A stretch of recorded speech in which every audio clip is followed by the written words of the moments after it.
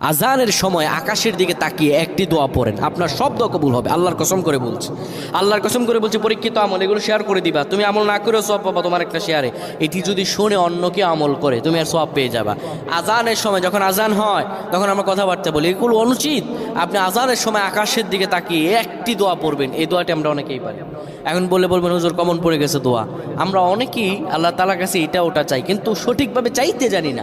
সঠিকভাবে কোনো ব্যক্তি যদি চায় আমার আল্লাহ তাকে দয়া করবেন। আল্লাহ বলেন, বান্দা উদউনি আস্তাজিব লাকুম, আমার কাছে চাও আমি আল্লাহ সব দিয়ে দিব। সুবহানাল্লাহ। এমনি যখন আপনার আজান হয়, আজানের সময় আপনি আসমানের দিকে তাকান, তাকিয়ে আপনি বলুন, পড়তে থাকেন, আল্লাহুম্মা আনতা রাব্বি লা ইলাহা ইল্লা আনতা খলাকতানি ওয়া আনা আবদুকা ওয়া আনা আলা হাদিকা ওয়া ওয়া'দিকা মাসতাতা'তু আউযু বিকা মিন শাররি মা সানা'তু আবু'ু লাকা বিনি'মাতিকা আলাইয়া ওয়া আবু'ু বিযানবি